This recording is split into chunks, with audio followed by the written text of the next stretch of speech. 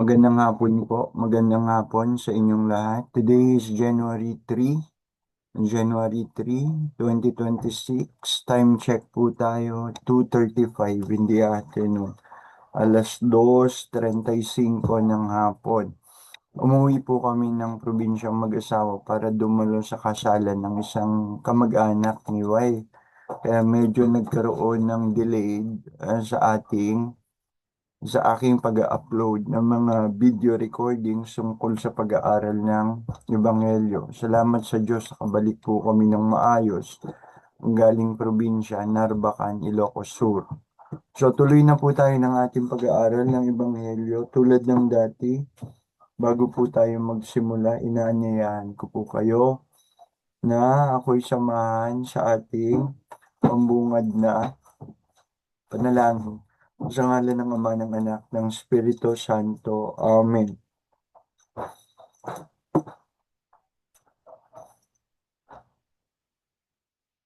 Dear God,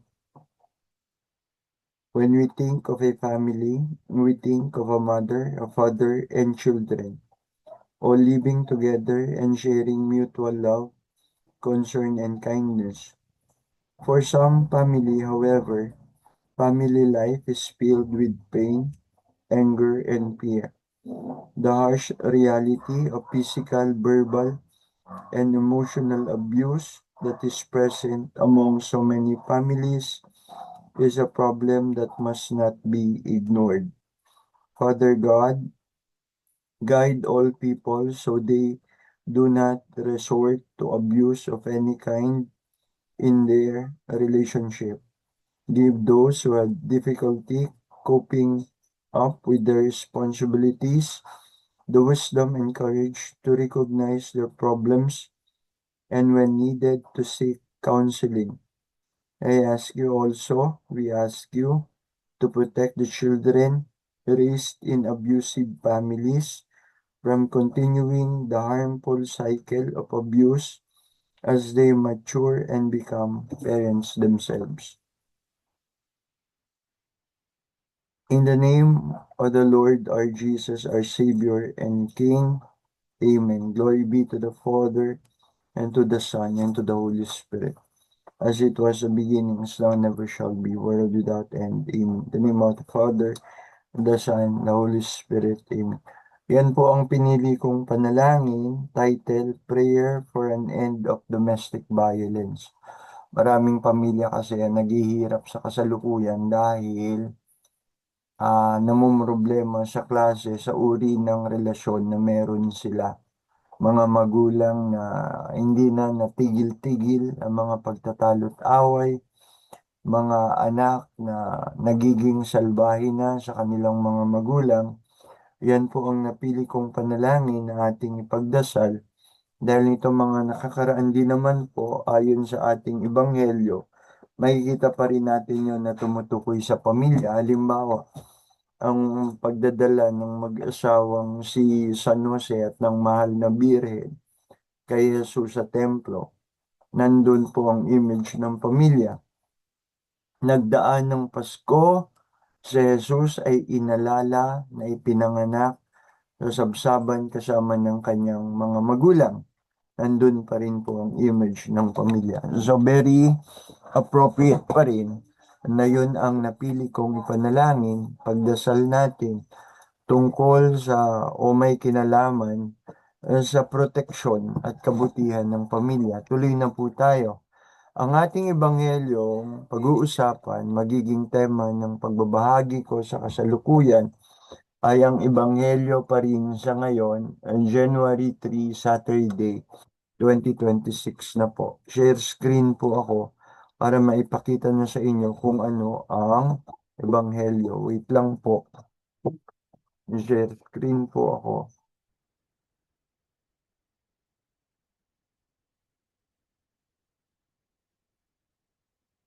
Okay. Okay. Ito na po ang ating ebanghelyo.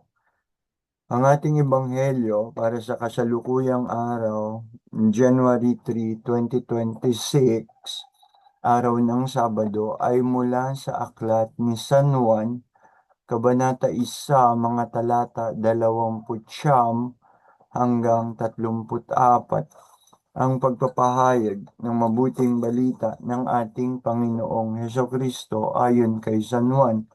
Papuri sa iyo, Panginoong Hesukristo. Kinabukasan, nakita ni Juan si Jesus na lumalapit sa kanya. Sinabi niya, "Tignan ninyo, siya ang kordero ng Diyos na nag-aalis ng kasalanan ng sanlibutan." Siya ang tinutukoy ko nang sabihin kong ang dumarating na kasunod ko ay higit sa akin sapagkat siya'y naroon na bago pa man ako ipanganak. Hindi ko rin siya kilala noon, subalit ako'y naparitong nagbabautismo sa tubig upang ipakilala siya sa Israel. Ganito ang patotoo ni Juan.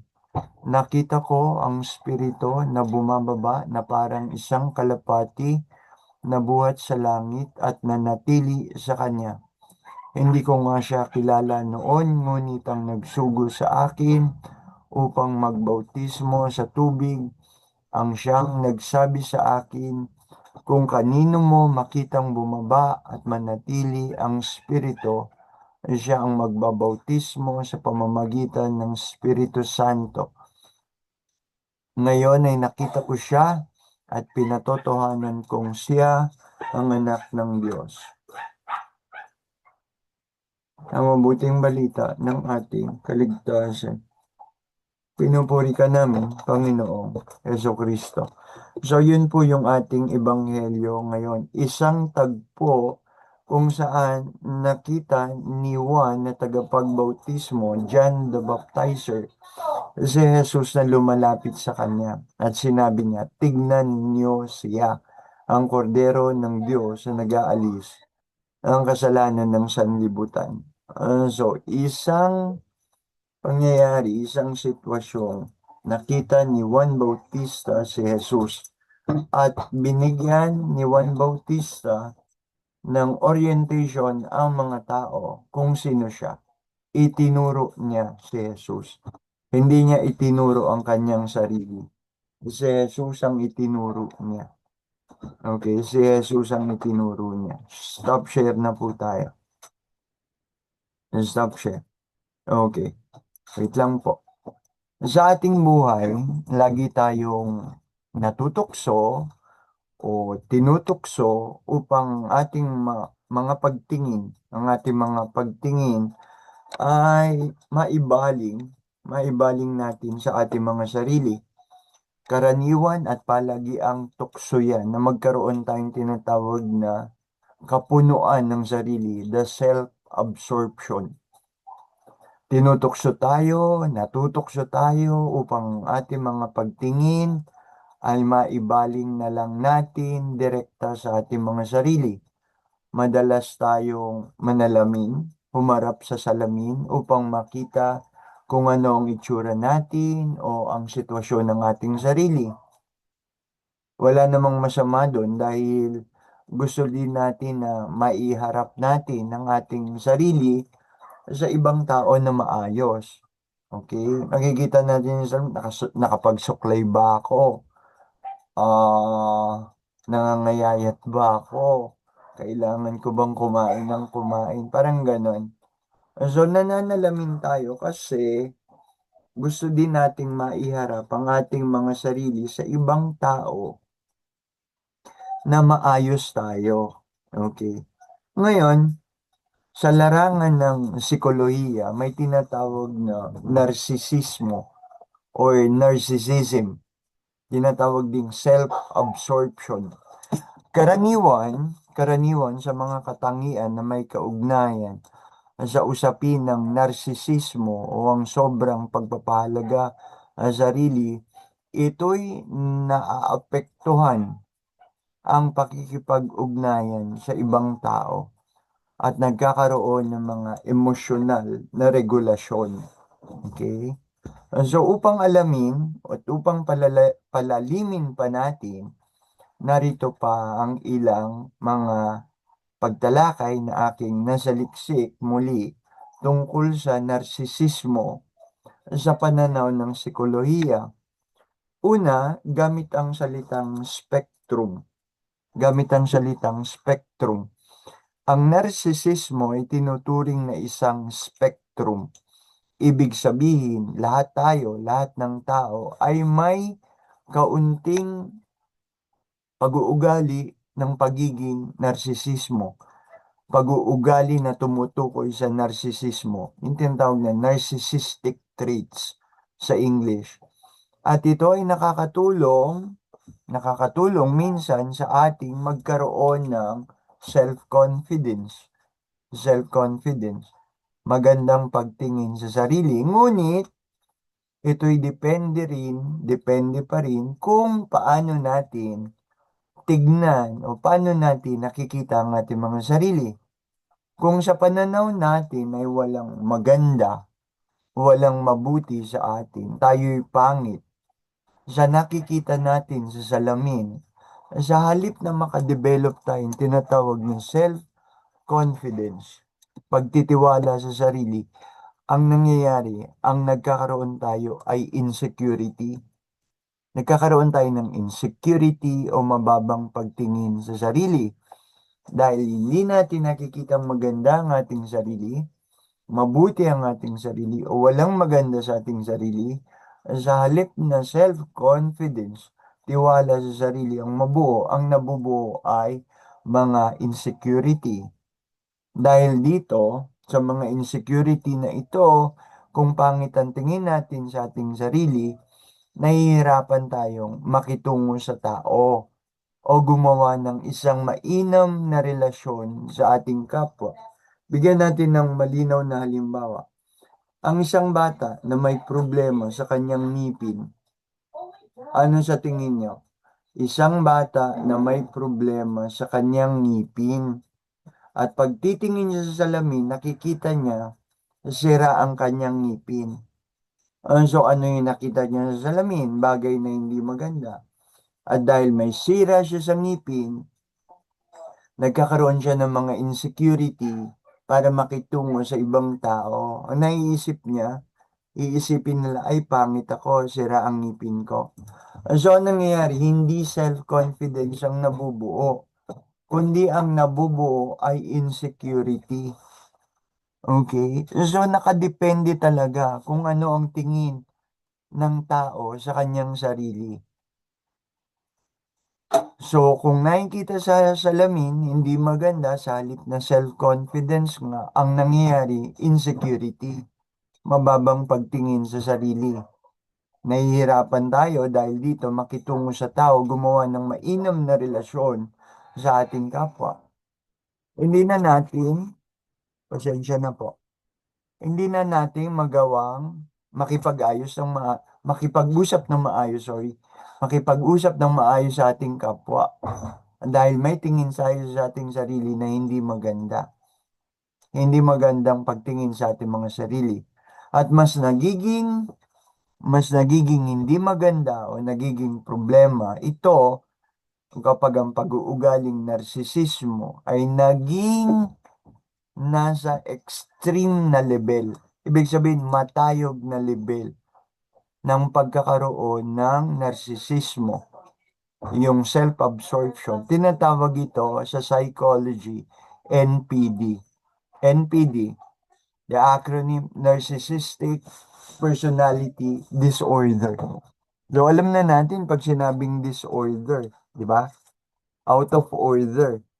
Narcissistic Personality Disorder. So, isang uri ng problemang pangkatauhan, personality disorder. Ngayon, dalawa ang pwedeng maging diagnosis o psychological diagnosis sa mga taong may extreme o may narcissistic trait, sorry. May dalawang klase. Okay? So, hindi naman laging hindi maganda. May tinatawag na healthy narcissism. What is healthy narcissism? Nagkakaroon ng sapat na tiwala sa sarili. Marunong magpahalaga ng sariling mga kabutihan, mga sariling tagumpay nang hindi nagiging mayabang o nananakit, tinatapakan ang kahalagahan din naman ng ibang tao. Isa itong self-confidence na mainam na pagkilala sa sarili. So again, may tinatawag na spectrum sa narcissism. Ibig sabihin, lahat tayo may kaunting narcissistic traits. So, pwedeng tawagin, ay, narcissist ka, narcissist ako, narcissist sila. Pero anong klaseng narcissism? Kasi may tinatawag ng healthy narcissism. May sapat na tiwala sa sarili, confidence, personal self-confidence, marunong magpahalaga sa mga kabutihan ng sarili at tagumpay ng sarili nang hindi niyuyurakan ang tagumpay o kahalagahan, the values of other people. Isang mainam na pagkilala sa sarili ng self-confidence. Ang ikalawa ay hindi maganda, yung tinatawag nga na NPD, Narcissistic Personality Disorder, NPD. Tinatawag ding pathological narcissism. Pag sinabing pathology, yan ang proseso ng pagkakasakit. Pathology is a study of disease. Pathology. Okay? So pag sinabing pathology, may kinalaman yan sa mga pagkakasakit. So may tinatawag na pathological narcissism. Isang klase ng narcissism na sakit. Isang mental health problem or condition kung saan ang isang tao ay may malabis na sobra-sobrang pangangailangan sa atensyon ng ibang tao. Sinasabi, attention seeker, kulang sa pansin, laging nagpapapansin, kulang sa pansin, laging nagpapapansin, okay? So, nagkakaroon ng malaking kagustuhan na mabalingan siya ng atensyon ng iba. Pathological narcissism. So, sakit pala yung laging meron kang gusto mo ng atensyon. Attention seeker ka. Okay. Nagiging dahilan nito upang mawalan ng pakikiramay sa damdamin o sa pagkatao ng iba. Kasi ang focus mo lang nga lagi ay tungkol sa iyong sarili. Hindi ka na nakapagtuturo ng ikabubuti o kabutihan ng ibang tao. Ang laging point fingers mo is sa sarili. Ang kailangan kong atensyon. Ang kailangan kong pagmamahal. Ang kailangan kong pagkilala. Laging ako, ako, ako, ako. Ang isang klase daw na yon, na klase ng narsisismo, ay pathological. Isang health problem, mental health problem. Okay na. So kung makikita natin, may mga taong naghahanap lagi ng atensyon. Kung minsan, hindi rin naman sakit. Kung minsan, naghahanap ng atensyon kasi yun talaga ang kulang. Kulang sa pamilya. Mga anak na hindi kinakausap. So, ano mangyari sa mga anak? Maghahanap yan ng atensyon sa mga magulang na hindi sila kinakausap. Asawa sa asawa.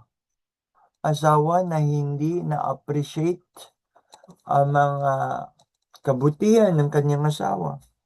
E di syempre, yung asawa, naghahanap yan din ng appreciation. Naghahanap din yan ng recognition. Hindi mo man lang masabihan ng salamat sa iyong mga sakripisyo para sa pamilya. Ganon. At kung hindi yun naririnig ng iyong asawa, sa kabila ng marami niyang sakripisyo para sa pamilya, may something kulang. Hahanapin niya yon. Hahanapin niya yon. Isa yung pangangailangan. Isa yung pangangailangan. Also, the need to be recognized, the need to be appreciated. Pero hindi naman ginagawa natin ang mga bagay-bagay only for appreciation, only for recognition. So, ano ibig sabihin nito? Yung bang hindi na makatwiran na paghahanap ng atensyon. Wala nang ibang mahalaga kundi ikaw, ang iyong sarili. So, nagkakaroon ka ng tinatawag na NPD, Narcissistic Personality Disorder o Pathological Narcissism. Hindi masamang tignan na makita mo ang iyong sarili na maayos. Hindi masama yun. Kasi, kapag nakikita mo ang iyong sarili, lalo na kung nananalamin ka, o nagkakaroon kang tinatawag na self-reflection, ano ang aking mga kalakasan, ano ang aking mga kahinaan. Tapos nakikita mo ang iyong mga kalakasan, madasalin akong tao, nakikita mo, mabuti ako makitungo sa aking kapwa. So, sa ganong pagtingin mo sa iyong sarili, nagkakaroon kang tinatawag na confidence and self-confidence. Okay?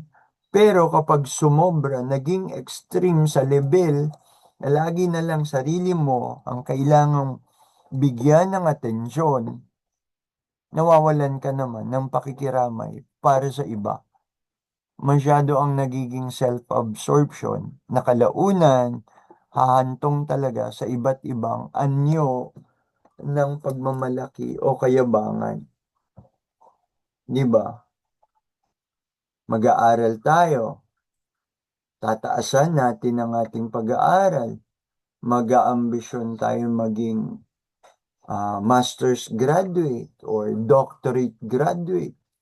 After makuha mo yung title, so ano na tingin mo sa iyong sarili? Nagkakaroon ng tukso na mayabang, na maging mayabang ka dahil sa titulong nagkaroon ka. Makapasa ka sa teacher's board, maging professional teacher ka na. Yung title mo na pagiging teacher, kung minsan, bibigyan ka rin ng tukso ng kayabangan. It happens to me. It happens to me. So many times, teacher ako, makinig ka sa akin. Di ba? Yung sabihin, nak, teacher ako, makinig ka sa akin. Hindi ako magsasabi ng isang bagay na mali o makasasama sa iyo. Teacher ako, makinig ka sa akin. So kung minsan yung mga titulo, yung mga naabot natin sa buhay, nagiging tukso din yan para magkaroon tayo ng conceit, kayabangan o pagmamalaki. So again, dalawa. Yung healthy narcissism at saka pathological narcissism. Pathological narcissism is a mental disorder. Extreme ang level, paghahanap ng attention seeker. Sabi diba sa slang natin, papansin, kulang sa pansin. Kaya madalas nating gamitin, papansin, ang kulang sa pansin, kulang sa atensyon, kulang sa aruga. Sabi, napakaiyakin ng taong to. Yung konting bagay ba, nagrereklamo at nagko-complain, iyakin. Kulang sa aruga ng magulang. Nilalait pa natin ng ganun kung minsan. Papansin, kulang sa aruga ng magulang. Iyakin. Diba? Kawawa naman. Nilalait pa natin kung minsan.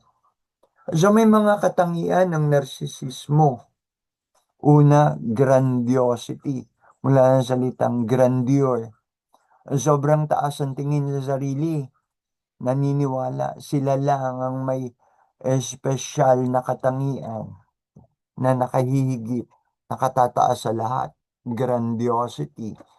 Kapag ang pagtingin mo sa sarili mo masyado ng grandeur, wala nang ibang malaki kundi ikaw sa iyong sarili at iba at ang iba maliit na kumpara sa iyo. Grandiosity. Number 2, nasabi ko na, the need for attention or admiration. Palaging naghahanap ng papuri.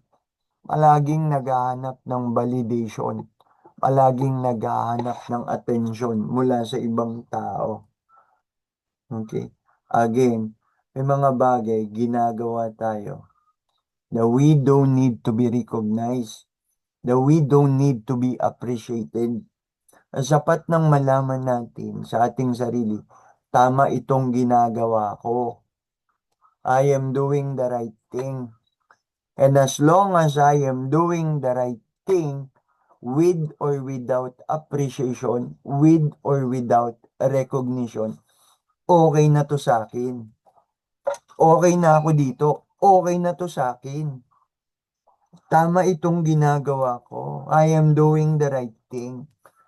And because I am doing the right thing, tama na ito sa akin. Ang sapat na ito sa akin, even without appreciation, even without recognition. In the long run, Diyos naman ang may huling sabi sa mga ginagawa ko.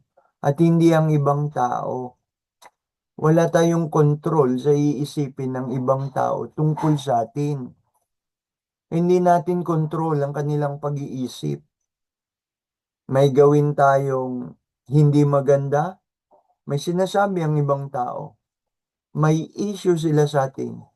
May iskandalo sila sa atin kapag may ginagawa tayong hindi maganda. At meron din, ginagawa mo na nga ang tama, ginagawa mo na nga ang isang bagay na maganda, may issue pa rin sa'yo na gagawin. May skandalo pa rin na gagawin sa'yo. So, ano ibig ko sabihin? Dahil hindi natin control ang pag-iisip ng ibang tao, huwag tayong masyado maging concern sabihin nila. Basta tayo ginagawa natin ang bagay na mabuti, tama. Dahil ang huling may sabi sa lahat ng ating ginagawa, ang Diyos. So again, grandiosity, sobrang taas ang tingin niya sa sarili. Naniniwala siya na ang pinakamataas sa lahat at ang iba mababa. Siya isang taong espesyal. Ikalawa, the need for admiration and recognition. Pangatlo, the sense of entitlement. Pakiramdam nila nararapat silang bigyan ng espesyal na pagtrato o sundin ng lahat ng gusto nila. The sense of entitlement. The sense of entitlement. Malaking problema yan lagi. Parang may mga bata na masyadong entitled. Hindi mo na mapagsabihan. Hindi mo na maituwid. Hindi mo na madisiplina. Dahil ang entitlement nila, that is an abuse. Pag ganun ang ganun, ang mangyayari, ang mga teacher para nyong tinalian ng kamay. Para nyo silang iginapos. Dinala nyo pa, pinag-aral nyo pa sa paaralan ng mga bata. Pero ayaw nyo naman na ang mga guro gawin ang tungkulin nilang ituwid ang mga batang yan.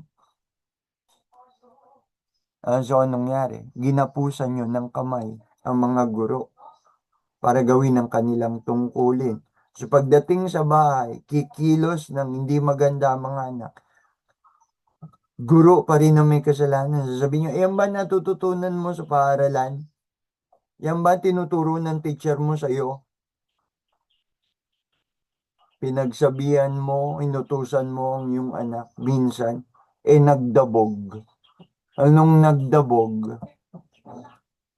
Nag-complain. Anong sabi mo? Yan ba natututunan mo sa paaralan? Yan ba ang tinuturo ng mga teacher mo sa'yo? So may kasalanan pa rin si teacher. Pero pagdating naman sa paaralan, ang hilig-hilig natin magtanong, oh, ganito ha, sa ganito ang ginawa ni teacher sa'yo, ganyan, ganyan. Abuse yun ha. Ang nangyayari sa mga bata, yun na nga. Pag pinagsabihan mo, sasabihin, napahiya. Ipinahiya. So, ano na nga nangyari? At totoo lang, ako sa aking sarili parang gano'n ang sitwasyon. Nagapusan ng aking kamay na itali. Hindi ko na magawa ng todo kung anong dapat kong minsan. Tungkulin ng mga teacher bilang ikalawang magulang na ituwid ang mga bata, to correct them, to discipline them. Yun din ang ibig sabihin ng pag-ibig. Yun din ang ibig sabihin ng pag-ibig o pagmamahal. Huwag nating isipin na kaya hindi ko pinagagalitan yung mga anak ko, mahal ko sila eh. Tama ba yun? Tama ba yun? Hindi mo pinagagalitan, hindi mo pinagsasabihan, tapos kakatwiran mo, mahal ko kasi eh. Parang mali yun. Mali talaga yun. Dahil ang tunay na pagmamahal, gagawin niyang ituwid ang mga taong mahal niya kung ito'y nagkukulang o nagkakamali. Yun ang tunay na pagmamahal. Pero yung pagmamahal na hindi pinagsasabihan, hindi tinutuwid ang pagkakamali ng mga taong mahal niya, hindi yun pagmamahal talaga. That is toleration. That is pagkonsinte. That is pagkonsinte. Huwag nating konsintihin. Huwag tayo maging konsentidor. Lalo na kung tungkulin natin na hindi kumonsinte. So again, grandiosity, the need for admiration and appreciation, the sense of entitlement, and pang-apat, interpersonal exploitation. Dahil mahalaga sa atin ang ating sarili, ginagamit na rin natin ng ibang tao para lamang sa sarili nating kapakanan o layunin. Nagiging what? May personal interest, may personal agenda.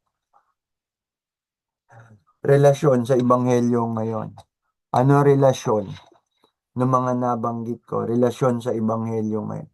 Hindi naging ganito si Juan Bautista, John the Baptizer. Relasyon sa Ebanghelyo ngayon, hindi naging ganito si Juan Bautista para sa sarili niya. Walang self-absorption. Walang kapunuan ng sarili. Di ba yun ang problema? Kuminsan, punong-puno tayo ng ating mga sarili, ng tungkol sa ating mga sarili. Pero si John the Baptizer, na makita niya si Jesus, ay ito nga ang sinabi niya. Tignan nyo, tinuro niya si Jesus. Tignan nyo, siya ang kordero ng Diyos, nag-aalis ng mga kasalanan ng sanlibutan. Siya ang tinutukoy ko nang sabihin kong dumarating. Ang kasunod ko ay higit sa akin, sapagkat siya naroon bago pa man ako ipanganak. Hindi ko rin siya kilala noon. Ilang ulit sinabi yung siya. Tignan nyo, siya. May sinabi ba si Juan Bautista, ako? Tinuro niya ang sarili niyang ako? Hindi, puro siya. Siya ang kordero ng Diyos. Siya ang tinutukoy ko, sinasabi kong darating, nakasunod ko, higit sa akin. Siya, bago pa man ako ipanganak, siya na yon. Hindi ko rin siya kilala noon, subalit ako'y naparitong nagbabautismo sa tubig upang ipakilala siya. Siya na naman, siya sa Israel. Ang ganito ang nangyari kay Juan Bautista. Hindi pagtuturo ng sarili, kundi pagtuturo kay Jesus. Siya. Tignan nyo, siya. Siya yan, siya. Hindi ako. Ako. Kundi siya. Hindi niya itinuro ang sarili niya sa anumang ginagawa niya o ginawa niya para sa Diyos. Hindi siya nagmalaki. Si Jesus ang itinuro niya, hindi ang kanyang sarili. Isa itong gawin ng humility, pagpapakumbaba. Mula rin sa buhay niya, sinabi niya ni Juan Bautista, siya ang kailangang maitaas at hindi ako sa aking sarili. He must increase as I must decrease. And so, ang pagpapakumbabang ito, humility, ay may kinalaman sa kung ano ang tingin natin sa kalagayan ng ating sarili sa harapan ng Diyos. Kilala mo ba ang iyong sarili sa harapan ng Diyos? Kilala mo ba? Sa harap ng Diyos, maliit ka ba? O ang tingin mo sa iyong sarili ay malaki pa kumpara sa Diyos. Mas malaki ka pa sa Diyos. Dinidiktahan mo nga ang Diyos kung anong gusto mong mangyari sa buhay mo. Gusto kong magkaroon ng magandang asawa. Gusto kong magkaroon ng matalinong asawa. Gusto kong magkaroon ng mababait na mga anak. Hindi ka magkaanak. Hindi ka masagutin ng kahit na sinong nililigawan mo. Anong nangyari? Hindi ipinagkakaloob ng Diyos ang mga binibigay mo na parang dikta mo sa Kanya. Bigyan mo ako Diyos sa mabuting asawa, maganda at matalino. Okay? So kapag hindi ito pinangyayari ng Diyos, nagkakaroon tayo ng hinanakit. Nagkakaroon tayo ng galit. Nagkakaroon tayo ng sama ng loob. Dinidiktahan mo pa ang Diyos sa mga bagay na dapat dahil gusto mong mangyari sa iyo. At nang hindi niya ipagkaloob, galit ka. Masama ang loob mo sa Kanya. Nagagawa mo pa siyang sumbatan sa mga bagay na gusto mo na hindi naman niya ipinagkakaloob. For a reason. Ano ba yan? Madasalin naman ako. Pilit ko namang sinusunod ang mga utos at bilin mo, Panginoong Diyos. Pinakikitungan ko naman ng kapwa ko ng mabuti. Wala akong winawalang ya. Wala akong sinasalbahe. Tapos yung mga dasal ko, yung mga hiniling ko sa'yo, di mo naman binibigay. Ano ba yan? Yan sama ng loob, panunumbat, minsan galit pa. Pero mga mayroon ka o napakaraming mayroon ka na hindi mo naman appreciated. Hindi ka nagkaroon ng gratitude, pagtanaw ng utang na loob sa Diyos. Sa kabila ng ang dami mong meron ka.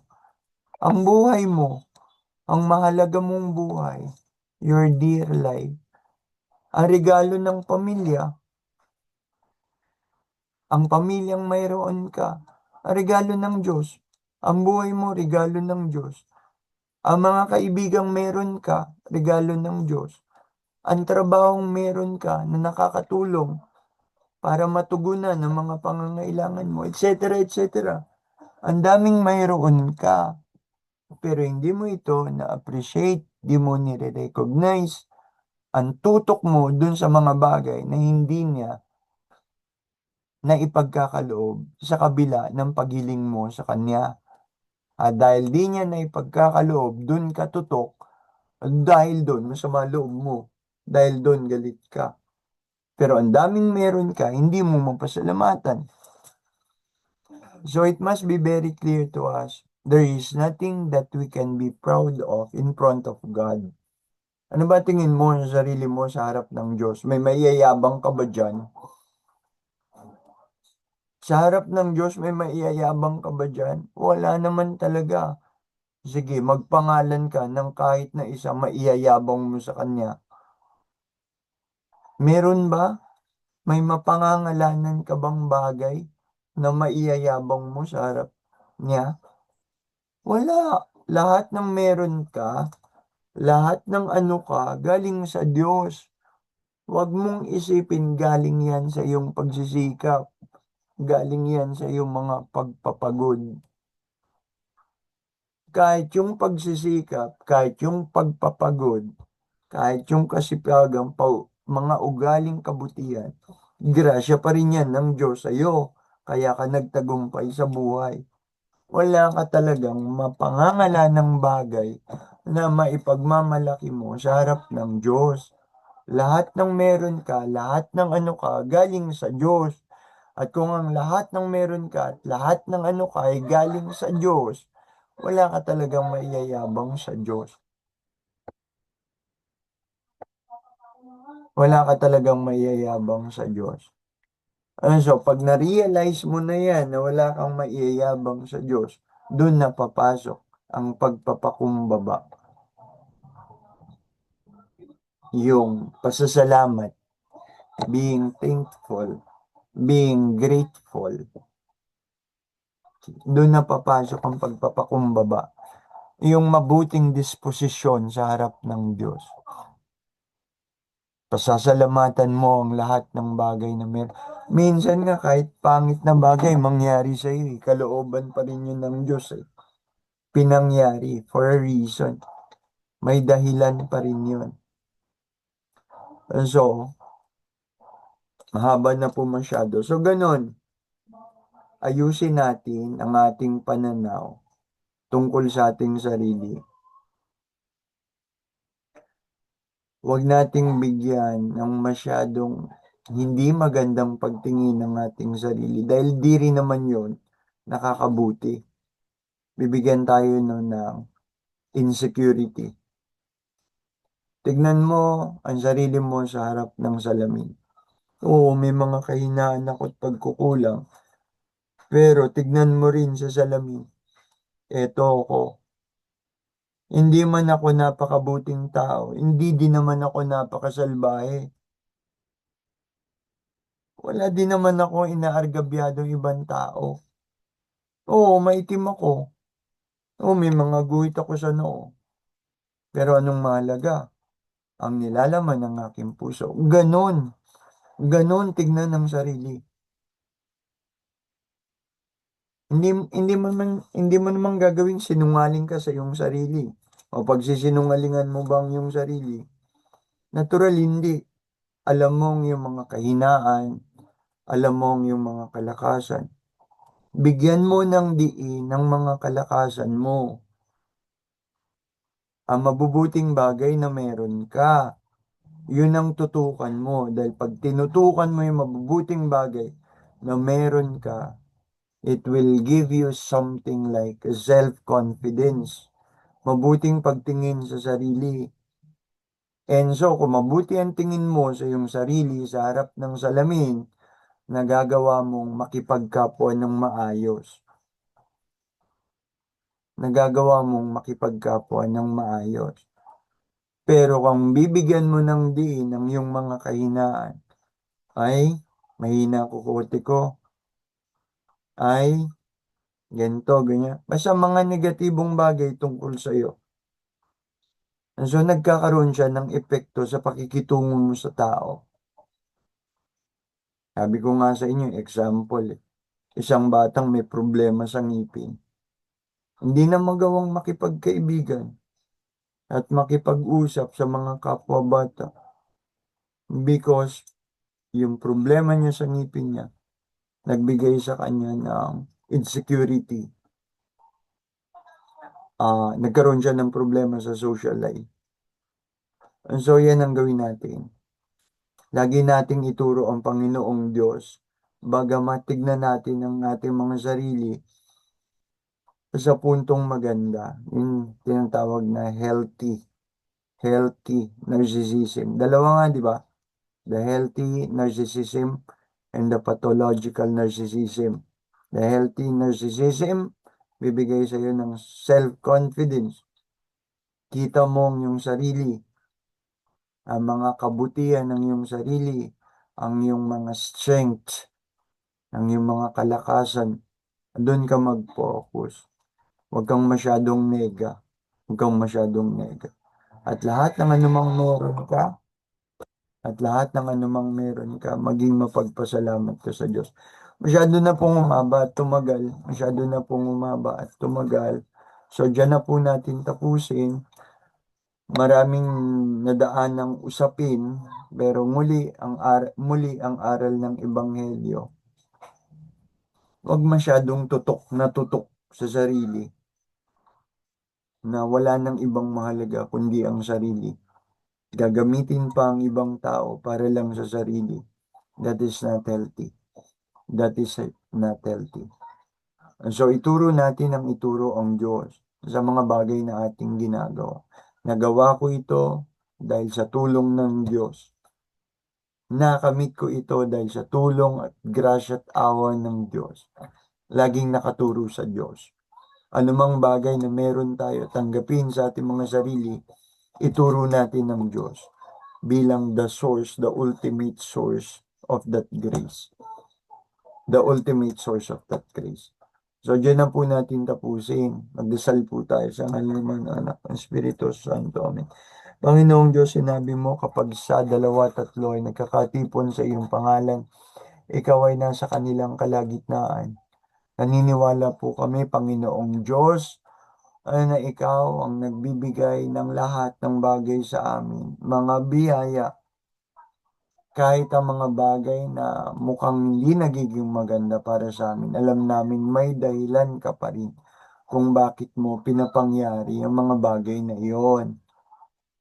Mananatiling ikaw po ang aming papupurihan, mananatili pong ikaw ang aming sasambahin, Panginoong Ama Yahweh, Jesus aming Panginoon at manunubos, tagapagligtas, katulong at kapangyarihan ng banal na Espiritu. Luwalhati sa Ama, sa Anak, sa Espiritu Santo, kaparan yun sa unang-una, ngayon, pakailanman, sa walang hanggan. Amen. Sa ngalan ng Ama, ng Anak, ng Espiritu Santo. Amen. Magandang hapon po sa inyong lahat. Magandang hapon po hanggang sa muli. Brother Aaron po ito.